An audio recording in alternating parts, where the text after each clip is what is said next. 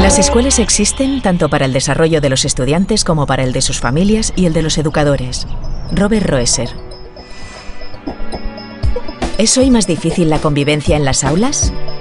¿Están bien preparados los maestros para acompañar al niño hasta su adolescencia con una educación que englobe emociones e inteligencia social?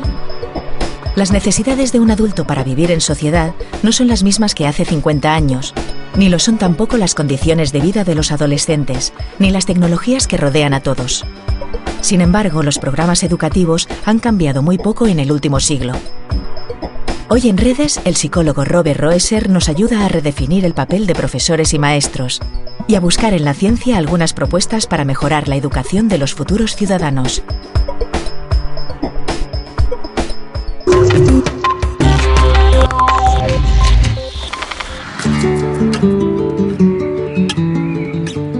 Si hay algo de lo que estamos casi seguros hoy día, es que no tenemos más remedio que transformar la educación de nuestros maestros. Descartemos de momento las responsabilidades de la familia a la hora de incidir sobre los niños. Lo que sí sabemos es que no nos sirven maestros que solo destilen contenidos académicos en las mentes de los 30 niños que forman su clase, a veces gritando casi todo el rato. Hoy sabemos que es importantísimo el que estos maestros aprendan a gestionar las emociones básicas y universales de sus alumnos.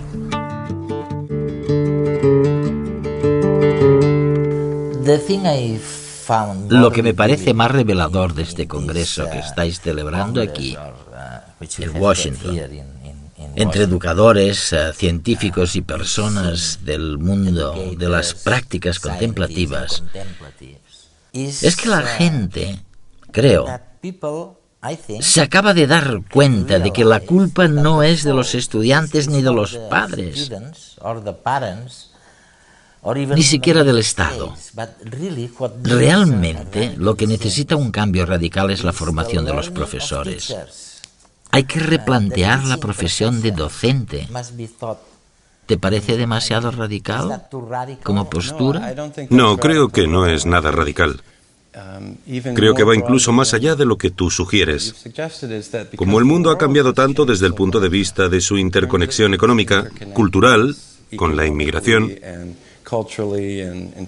realmente tenemos que pensar en la educación en ambos sentidos, para los estudiantes, pero también para los profesores.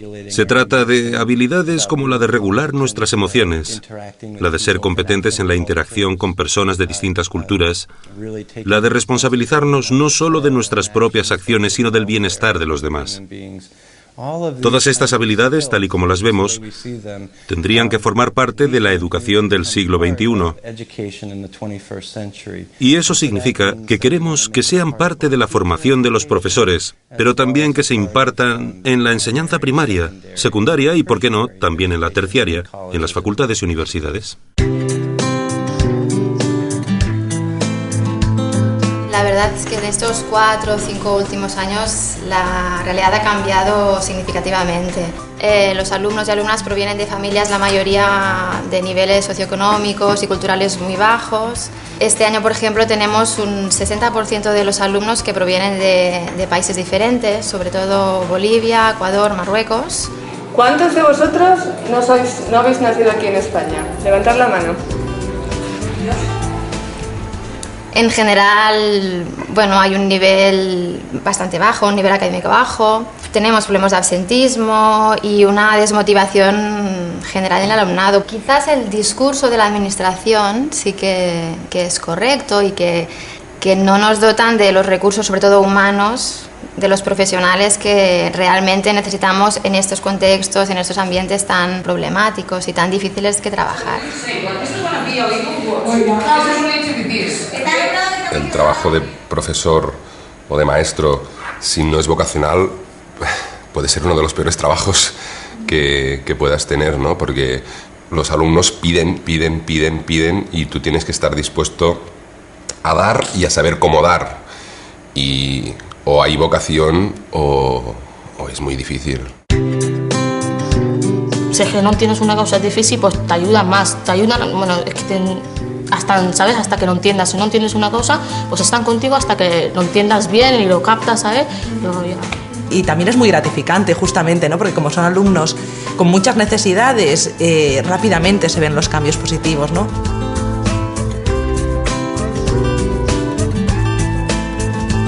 El papel que jugamos en todo este engranaje, los profesores y profesoras, es fundamental y creo que tenemos que ser todos y todas muy conscientes de ello, porque no somos solo pues, yo, profesora de música, somos mucho más, somos educadores en el sentido pues, más amplio del término.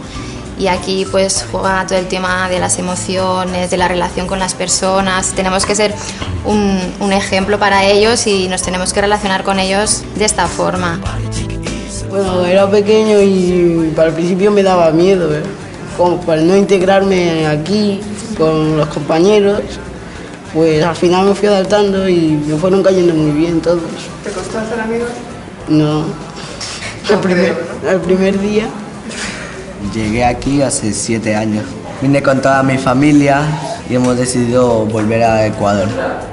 Las ayudas que recibimos o el apoyo de las familias pues no es el más adecuado.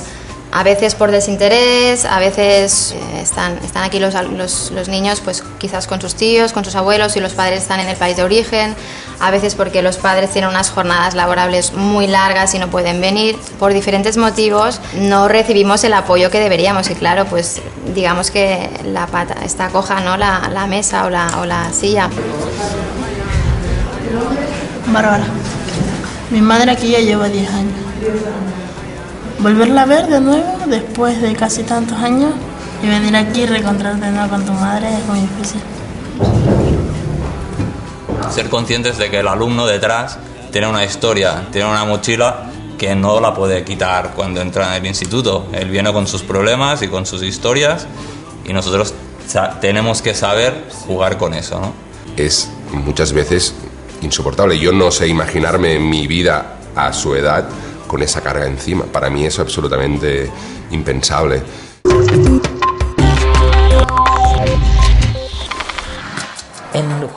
Y cuando pensamos en las capacidades o conocimientos específicos que los profesores deberían tener para luego fomentarlos entre sus alumnos, ¿en qué estamos pensando?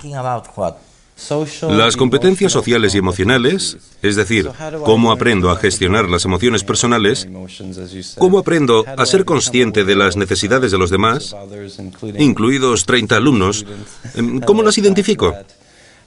También la capacidad de atención. ¿Cómo puedo mantener y agudizar mi conciencia de modo que no solo vea mis reacciones internas, sino también el entorno de la clase y, como he comentado, las necesidades de los alumnos?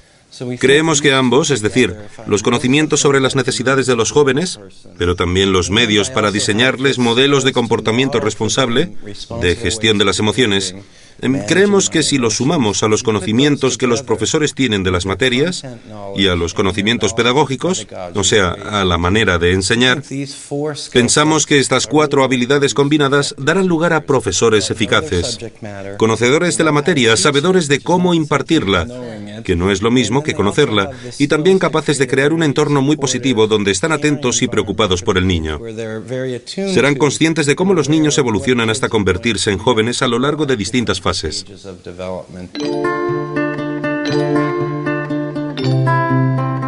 Empezamos haciendo una formación interna para todo el profesorado y luego al curso siguiente pues pasamos la formación a los alumnos y alumnas que voluntariamente pues querían meterse en el tema de la mediación. Una para que se propongan como alumnos mediadores en el caso de que tengamos algún conflicto y la otra para cuando se hayan envueltos dentro de un conflicto pues sepan y tengan la oportunidad de resolverlo pues a través del diálogo, de la empatía, de meterse en el lugar del otro y de, bueno, pues de esta manera un poco más civilizada y más positiva que creemos que es importante tanto para la vida escolar como para la vida luego que se van a encontrar fuera del instituto, en la sociedad.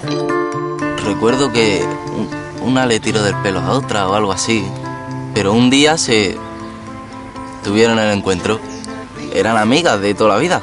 En el centro conocemos a todo el mundo, pero nos olvidamos de eso y pues preguntamos a uno, preguntamos a otro. Siempre preguntamos si quieren resolverlo, si quieren estar junto a ellos, ¿no? Entonces a partir de ahí ya le llamamos lluvia de ideas, ¿no? Más que nada es un equipo que tenemos formados pues entre alumnos y profes, y que lo que se hace es que cuando hay un conflicto, pues entre los profes nos lo decimos, cogemos a los alumnos, hablamos con ellos, ellos nos explican su caso, y hay veces que también hacemos parte un poco de terapia. Es decir, que el escucharlos y el atenderlos, eso ya es un punto, porque ya sienten que por lo menos se les hace caso. Que como que olviden el suceso y que miren los problemas por separado. Y intentamos hacer como un seguimiento, intentar que no se molesten el uno al otro. Entonces es eso, es escucharlos. Hay veces que solo con eso se ataja.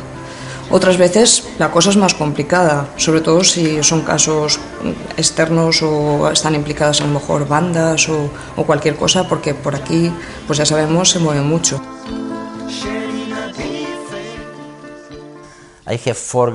Yo tengo 4 nietas.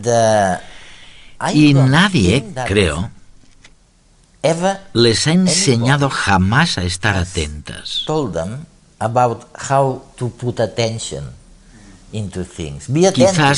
Quizás alguien les haya gritado alguna vez en clase que estuvieran atentas, pero nadie les ha explicado realmente, como tú decías, la importancia de concentrarse en algo y de todo lo que se puede ganar a cambio. Sí.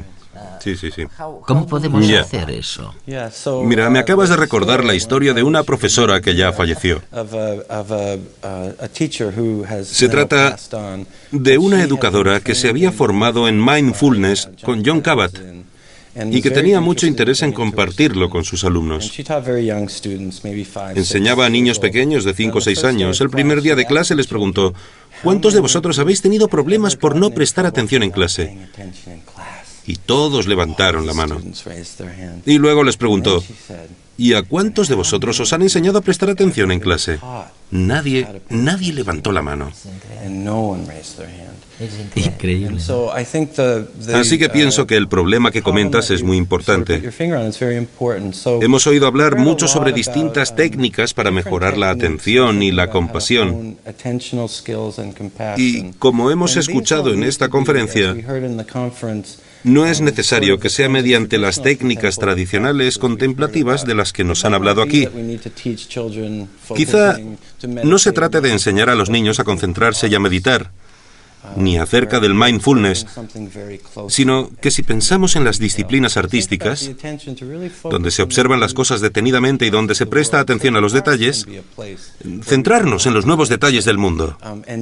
Creo que las artes pueden desempeñar un papel en el desarrollo de la atención y la disciplina. Imagínate que tu nieta tocara el piano. Practicaría todos los días, aprendería a ser disciplinada. Pues eso contribuye a mejorar su capacidad de atención. Incluso si memorizas tus horarios, porque tienes que concentrarte y recordar, estás ejercitando ese músculo que te permite volver a estar atento una y otra vez a cualquier cosa que hagas. Simplemente queremos ser algo más conscientes de lo que estamos haciendo. Y con el simple hecho de ejercitar ese músculo tan blando, como si estuviésemos levantando pesas, pensamos que con el tiempo podemos reforzar nuestra capacidad de atención.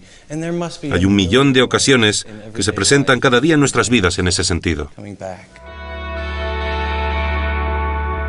¿De qué color es el cielo al atardecer? Para pintar es necesario desarrollar cierto amor por los detalles, los colores, las texturas. Un ejercicio que crea una forma de ver el mundo, desarrolla la atención, mientras moldea nuestro cerebro y pone a prueba nuestra memoria. Todo ello sin nombrar el placer de disfrutar el extender los colores en el lienzo o sobre el papel y lo liberador que es para expresar emociones. Lo mismo ocurre con la música, que aúna aspectos muy positivos para el cerebro, en especial si la música posee ritmo y repetición, porque la repetición es esencial para que sea posible el aprendizaje. Aprendemos divirtiéndonos, desfogando las tensiones y el cansancio de estar sentado todo el día en el pupitre, moviendo nuestro cuerpo y desarrollando la coordinación, alternando el estudio con la relajación y, sin darnos cuenta, aprendiendo también disciplina y una buena dosis de sensibilidad. Es una tarea ardua, pero a los padres y los profesores nos toca alimentar la lumbre de la curiosidad de nuestros hijos para que no se apague, ayudándoles también con repeticiones y rutinas en un ambiente de seguridad y apoyo para que cada uno, a su paso, sea capaz de aventurarse a descubrir el mundo por sí mismo. Al fin y al cabo, los pequeños están ávidos de nuevas experiencias y conocimiento. Tienen que tocar, oler, cantar, jugar, mirar, escuchar e incluso revolcarse si es necesario, a fin de experimentar, sentir y conocer lo que los rodea. Los niños poseen aquello que ya perdimos y que les hace verdaderamente hermosos: ver el mundo con los ojos limpios, llenos de inocencia.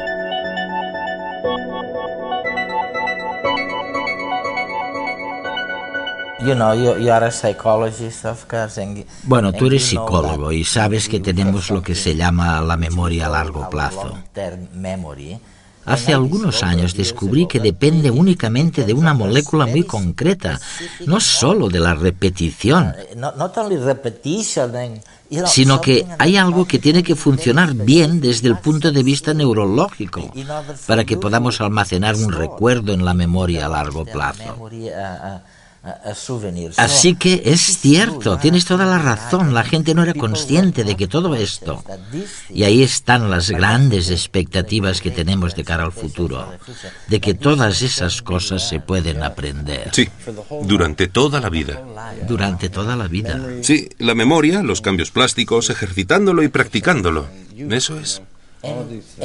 ¿Y tú que estás en el mundo de la docencia, crees que hemos sido capaces de evaluar? Ya sé que es difícil hacerlo en términos globales, pero ¿crees que hemos sido capaces de evaluar el impacto que tiene ese aprendizaje social y emocional sobre el bienestar de un ciudadano, para el bienestar de un ciudadano joven? ¿Tú crees que lo hemos podido evaluar eso?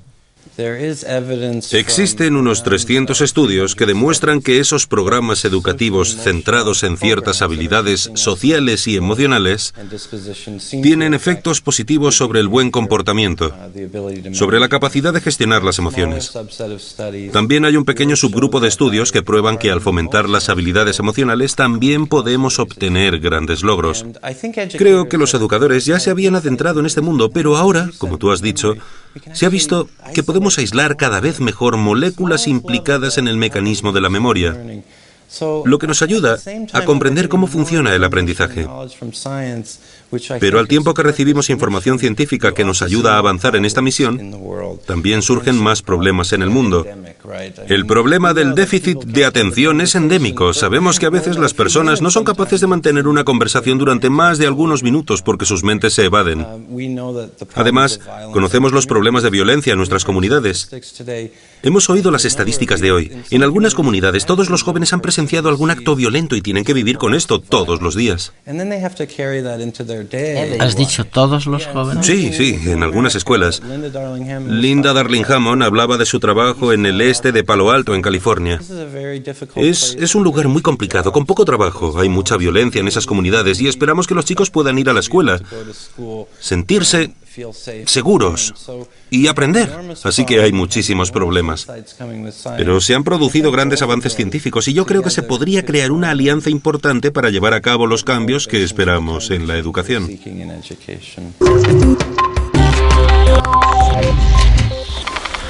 por 1, 2, 2 por 2, 4, 2 por 3, 6, 8, 2 por 5...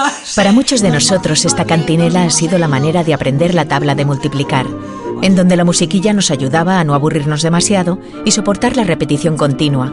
Aquí está un retrato. Aquí está un retrato. Muy bien. O al menos eso era lo que nosotros creíamos. Hay 2 niños en el retrato. Porque aunque en los últimos años la repetición ha sido mal vista y muy criticada, el caso es que ayuda a grabar las cosas en la memoria. Y no importa que se trate de la tabla de multiplicar, de los nombres de las personas a las que conocemos o cómo aprender a conducir.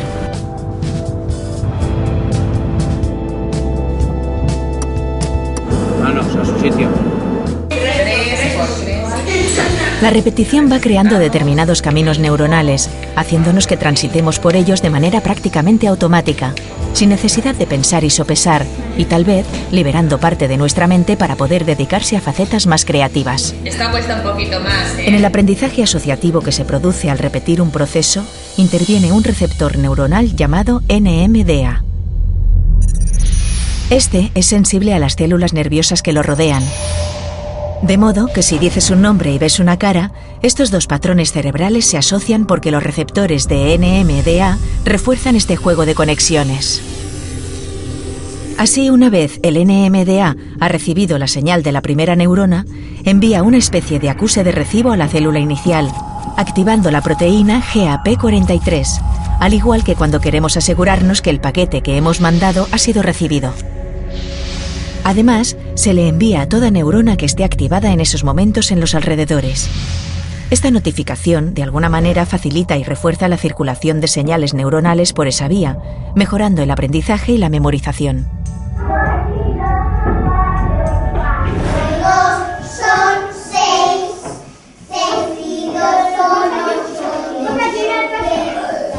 Nos guste o no, repetir funciona.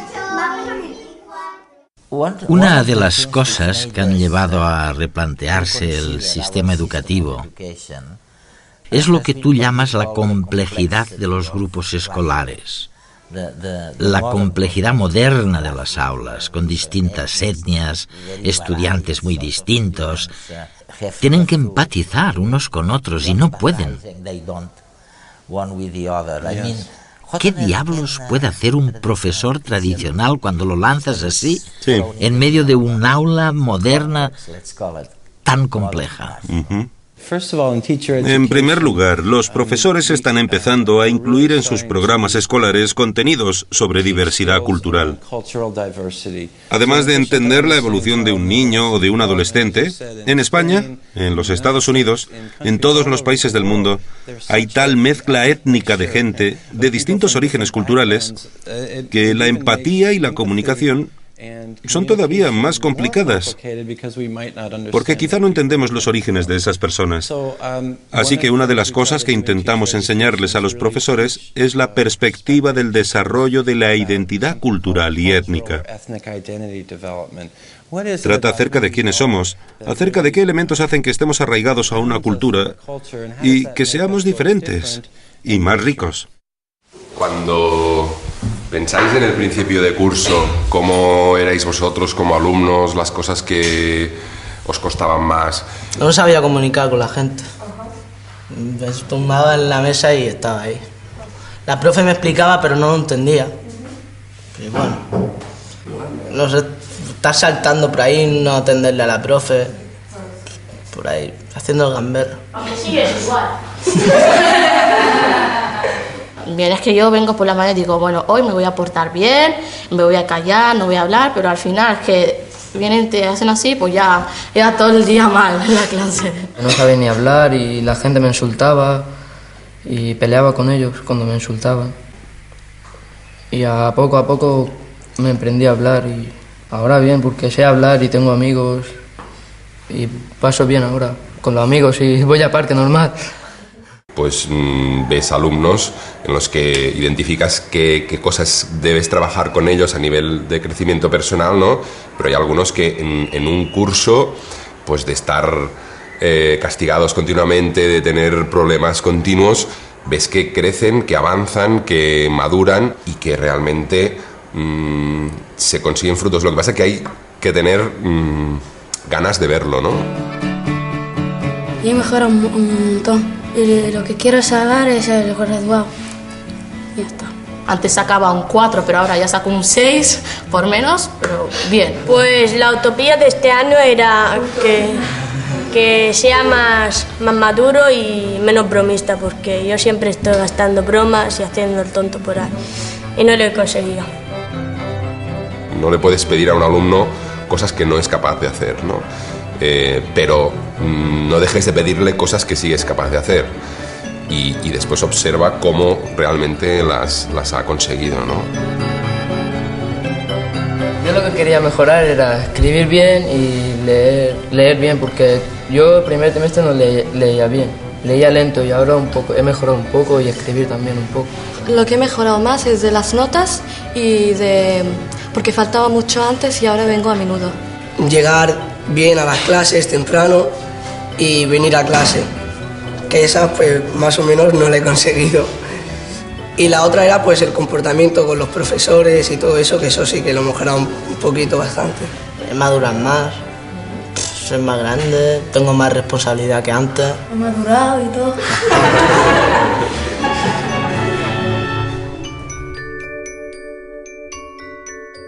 Una de las cosas que más me gustan del Dalai Lama es que insiste en dos capas del ser humano. Tenemos la capa cultural, que es rica y diversa, y luego apunta a otra capa que está un poco más abajo, que es la universalidad de las aspiraciones y esperanzas de los seres humanos. Creo que los profesores tienen que entender ambos niveles. Tienen que tener conocimiento sobre la diversidad cultural, el bilingüismo, el aprendizaje en niños de distintos entornos lingüísticos, sobre todo en países como España o Estados Unidos, donde tenemos una enorme diversidad étnica. Pero lo que también esperamos en este movimiento es un reconocimiento de los aspectos comunes de la familia humana. La aspiración común que albergamos de ser felices. Tú no quieres sufrir, yo no quiero sufrir. Esto nos une, así que creo que tenemos que formar a los profesores en la diversidad cultural, pero también enseñarles estrategias sobre cómo formar a jóvenes de distintos entornos culturales y recordarles todo lo que sus hijos tienen en común, lo que les une con independencia de sus orígenes. Es fascinante, es algo totalmente nuevo. Y coincide con la investigación científica que intenta dilucidar si existe una moral innata o no. Una moral común, decís vosotros.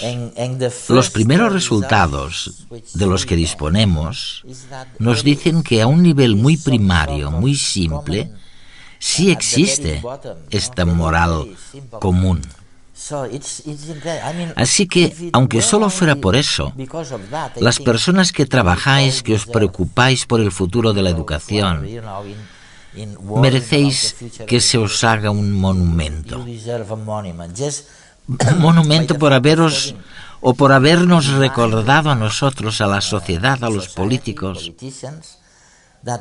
que lo correcto es aprender de la diversidad, de las personas que proceden de distintos rincones y culturas. Esto es muy importante, pero madre mía, no podemos olvidar que tenemos aspectos comunes, como la empatía, quizás, la compasión, que también debemos proteger, ¿no? Sí.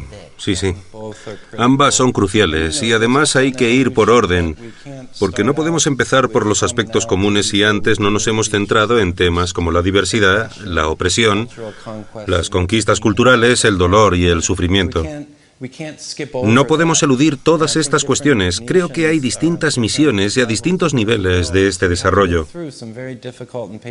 Me parece que vamos a tener que pasar por cosas muy difíciles y dolorosas, pero también pienso que esa base común nos proporciona un asidero y un recordatorio de lo que habrá al salir de este diálogo y al final, en términos de nuestras aspiraciones personales, de nuestros anhelos para nuestros seres queridos y para el mundo, tenemos muchas más cosas que nos unen que cosas que nos dividen.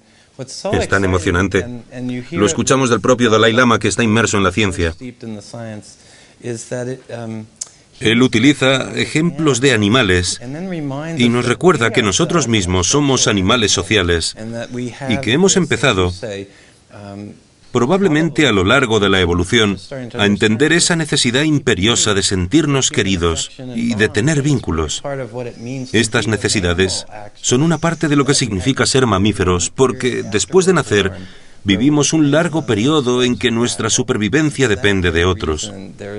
Y por eso dentro de nosotros tenemos esa semilla social y empática, porque nuestra propia supervivencia depende de dicha habilidad como especie. De ahí es de donde venimos.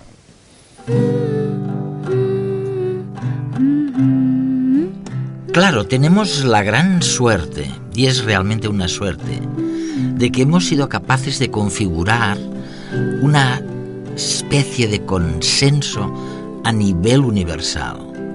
fundamentado en dos pilares. El primer pilar es que nos hemos dado cuenta de que lo importante no son solo los contenidos académicos que estamos destilando en el cerebro de los niños, sino cómo educamos su corazón de sujetos de un mundo globalizado. Es gente muy dispersa, gente muy dispar, que parece no tener nada en común, pero que tenemos que aprender de una vez por todas a gestionar esta diversidad, de la que todavía sabemos muy poco. El segundo pilar de este consenso universal es que no solo tenemos que aprender a gestionar la diversidad, sino que tenemos que aprender lo que esa gente tan dispar, esos niños tan distintos tienen de común. Y lo que tienen de común es lo único con lo que vienen al mundo: sus emociones básicas y universales. Tenemos que aprender la gestión de sus emociones o enseñarles a que pueden gestionar sus emociones básicas. La educación ha de abarcar cuerpo, mente y conciencia. Robert Roeser. Al primero, cuando tú te relacionas con toda la gente que es de fuera, tú dices, ¿qué hace esta gente aquí? ¿Y por qué ha venido? Y no lo sabes. Pero al cabo de los años, empiezas a convivir con ellas y empieza a gustarte todos sus procesos, la música, su hablar a veces se te pega. Y el baile, como este cubano, y sabe bailar.